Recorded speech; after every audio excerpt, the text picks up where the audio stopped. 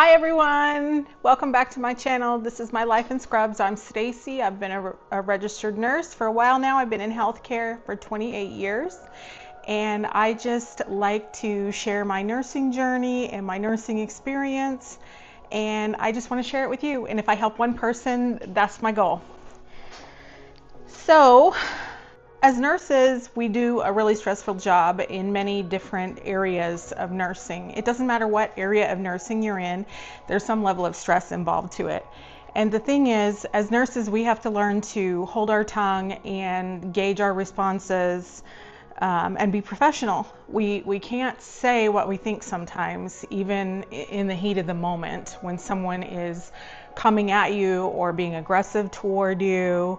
And it's a big problem. Nursing has a lot of burnout, and it's because being a nurse is hard and people quit. They get tired, they feel overworked, they need a relief, and there's just not a relief because the expectations that are placed on nurses can be very overwhelming, especially for a new grad out of school, something that they don't prepare you for in school, or they didn't when I was going to school, is how to cope with the reality of being on the floor or being in your respective job and dealing with multiple problems at one time.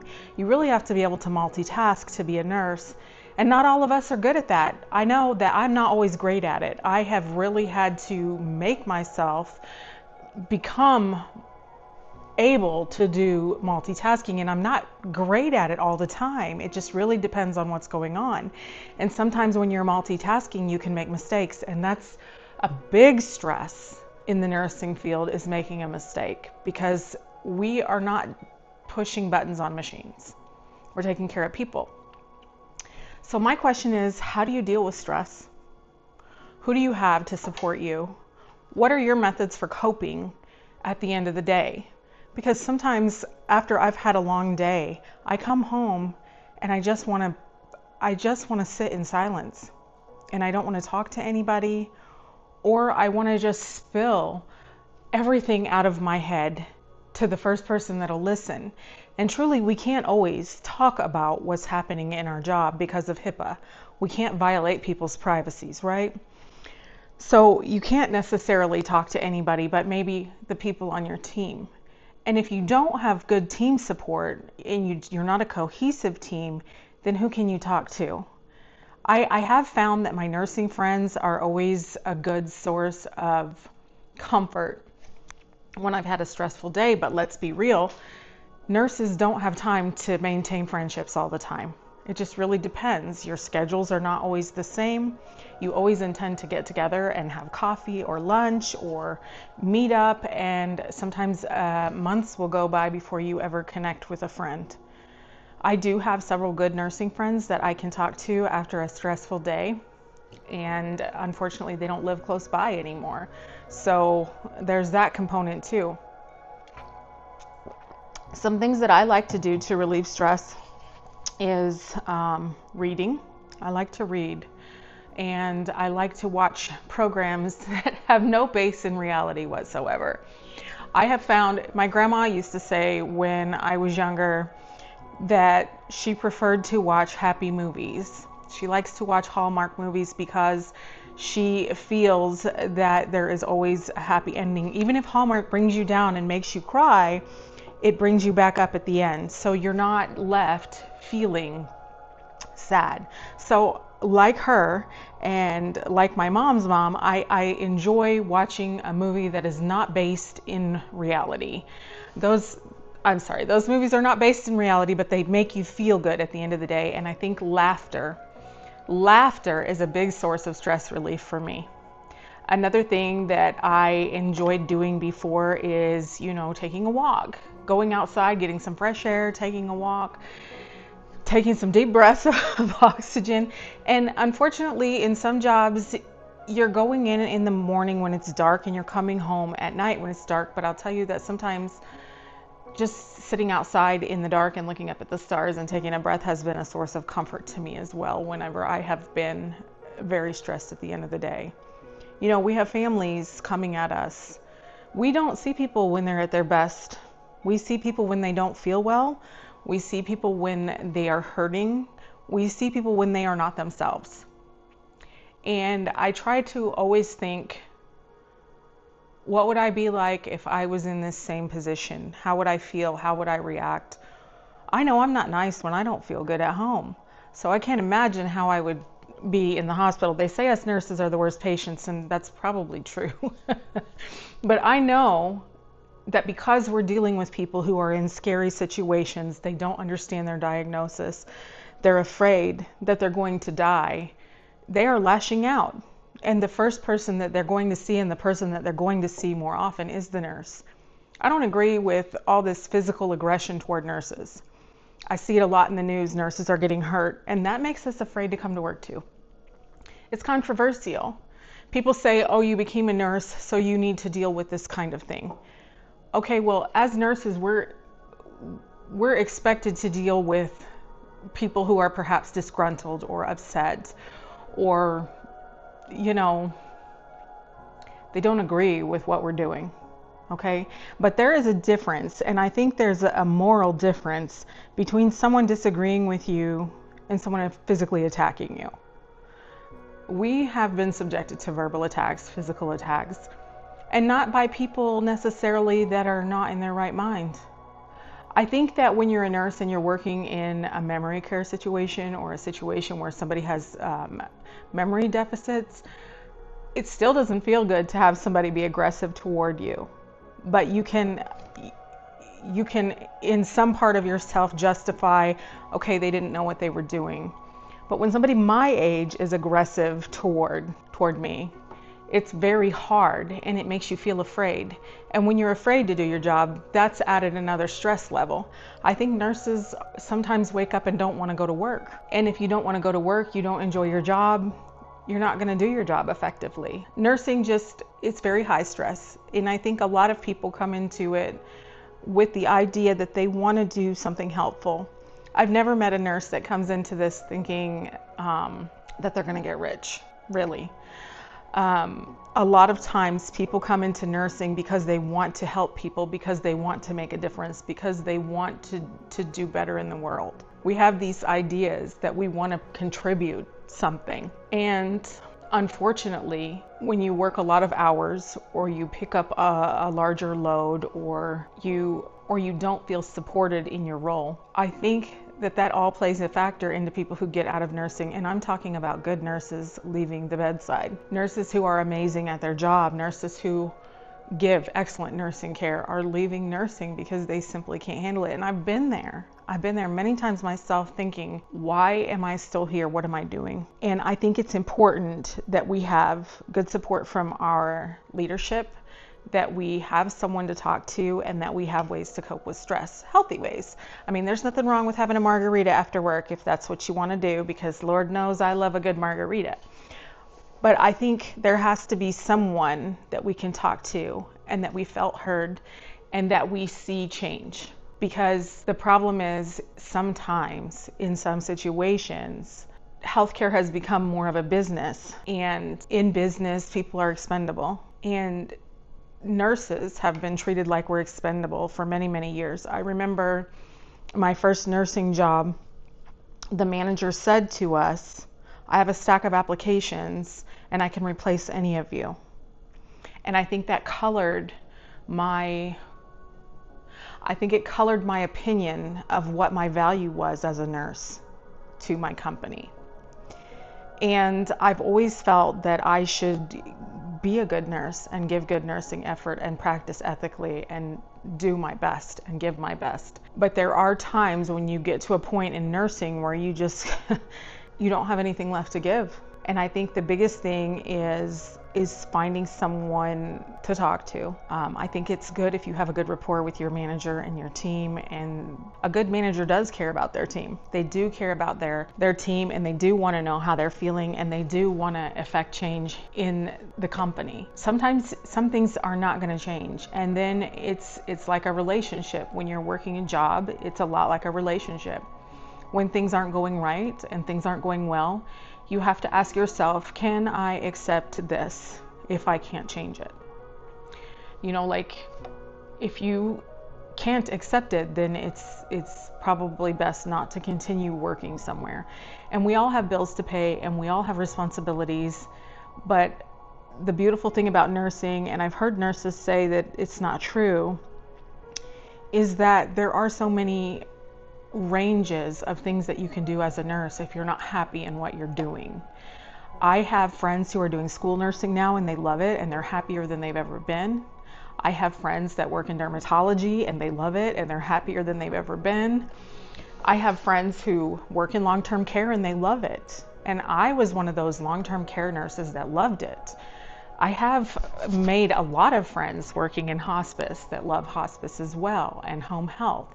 And there's pediatrics. I'll tell you, God love those pediatric and baby nurses, because I surely couldn't do that. But there is no shortage of jobs where you can find your niche and find what gives you the least amount of stress at the end of the day. I think anyone working in ER or ICU or any critical care unit is probably going to have a higher stress load than I could ever imagine. I did hospice admissions where we did GIP admissions in the hospital, and that is where I saw ER nurses and ICU critical care nurses from different units and the types of things that they were dealing with. Yeah, they only had 2 patients in some units, but some units had 3 patients or 4 patients, and I never saw those nurses sitting down. I didn't see them take a break, and sometimes I was at the hospital with those nurses throughout their shift. And I think there's a misconception if you see a nurse sitting at a desk that she's not doing something. If you come in and you find a nurse sitting at her desk, she's probably been running all day. She or he have probably been running all day doing work, and this is probably the first time that they've sat down to do their documentation. And something that the public doesn't understand about nursing is that we have responsibilities beyond the bedside that we are expected to complete during our shift, no matter what happens.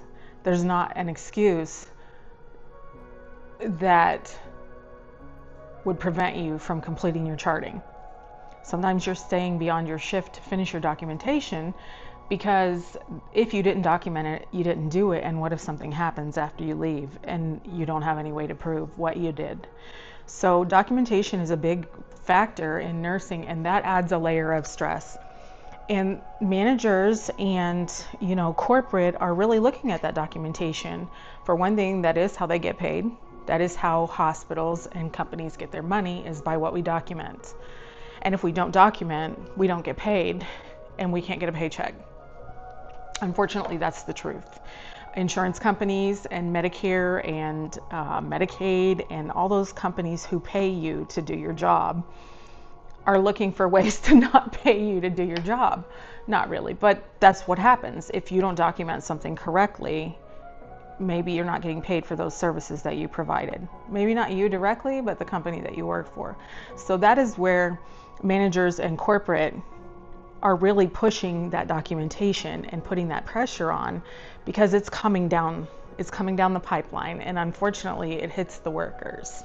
What comes down the pipeline hits the workers, and that's the hard thing about being a worker. The hard thing about being a manager is that you need to advocate for the people who are working under you, and you still need to meet the tasks that are expected of you from higher up. And I think that that's a really hard thing to do, to balance. And I've had really great managers who are excellent at balancing those things. And I have admired them and respected them. And I, again, reiterate that being able to go to your manager and talk to them about the things that are stressing you, and the managers that are willing to affect change, that makes all the difference at work. I know in my current job, in my current line of work, it makes all the difference in the world if I can talk to my manager and there's a solution. Unfortunately, in nursing, there's not always a solution. There's not always a quick fix. And unfortunately, our healthcare system has been struggling for years. It's not a new problem. It's just a compounded problem that continues. And I think we all would love to see change, especially those of us that really want to be giving care to our patients, and not just, sometimes when I was working on the floor, I would feel like I know I didn't give the most attention to the patient that I could have, because there were 40 people that needed their pills within a 3-hour time range. And that's not always easy to do, because within that medication pass and within those 3 hours, maybe someone fell on the floor and had to go to the emergency room. Maybe 2 people fell on the floor and had to go to the emergency room. I will tell you, there was a night I was working a 12-hour shift and I was the only nurse in the building, and I had 3 people fall, one right after the other. And the doctor, it was the same doctor for all the patients. He said, "What are you doing, pushing them down?" I was a baby nurse, and I was stressed about it. I'm like, "No, I swear I'm not pushing them down." He said, "Can you keep my patients off the floor?" I'm like, yes, I'll try. And I'll tell you, nobody else fell that night. 2 CNAs and 1 nurse for 60 patients all night long. And that's a lot. That's a lot for 3 people to manage. And it's not just one wing in a long-term care setting. It's usually 3 or 4 wings that you're managing in a night shift. So the stress level in nursing is just really high. But I would say to you, if you love being a nurse, don't give up. Find the area that you want to be in. If you don't want to be a nurse, I'm sad that you had that experience, and that we're losing someone who really wanted to affect change and probably could. But I understand the drive to not want to be a nurse. And so stress management's very important. And I would say to you, it's very good to have friends. It's good to make time to have friends and make time to do activities when possible. We all have busy lives, and we often say in relationships, if they wanted to, they would. And I think it's the same in our friendships as well. If you make time for the things that matter to you, you won't feel as resentful about the things that you're doing in your professional life. So it's very good to have a work-life balance, and it's very good to find a job that you can accomplish that with. I don't know, sometimes it's hard to manage those feelings of, sometimes you just feel like you're not accomplishing what you want to. You feel you don't see the good in what you're doing. And I think I've always had good people around me that have been able to say to me, "Hey, what about these good things that you did over here?" So I think another important thing in stress management is not focusing on the bad days. Because sometimes you're going to have a really, really, really bad day, and it's going to really affect you. We lose our patience. Sometimes we get hurt at work. Sometimes we don't accomplish everything we set out to accomplish at the beginning of our shift. And you leave feeling defeated some days. But there are other days, and there have been many days in my 28 years in healthcare that were worth every bad day that I've had. There were days that it's those days that you made a difference, when somebody says thank you, or your patient really appreciates what you did. It's those days that make it worth it for you, or those days that you see someone get through rehab and go home, or you see somebody get through those treatments and be done with those treatments and go into remission, or you see somebody that was bedbound be able to finally take a few steps to go to the bathroom on their own. It's those things that you were part of that make your nursing career worth it. And those are the things that we need to be focusing on when we're having the bad days. Now, I would never suggest that anybody put themselves in harm's way or accept violence in the workplace, whether that be lateral violence by, coworkers, or whether that be violence from your patients. I would never ever suggest that you stay and tolerate that kind of behavior. But I would say, if you love your job, don't give up because of some hard days. and find good ways to cope. Find things that you love to do. Do exercise, visit with your friends, see your family, hug your children, watch the movies that you love to watch, do the crafts that you love to do. Find ways to relieve your stress, because at the end of the day, you need to take care of you so that you can take care of everyone else. And that's where I'm going with that. Make sure you take care of you, make sure that you balance your stress, and find the job that you love to do, because the two most unhappy people in this world are people that are not doing what they are supposed to be doing and people who are doing what they are not supposed to be doing. It's the same thing. So find what you love and take the good days with the bad and find ways to balance the good days and the bad days. I thank you for stopping by my channel. If you have any suggestions on how you manage stress, I'd love to hear them in the comments. If you have any questions or stories about times that you had a hard day, I'd love to hear about it.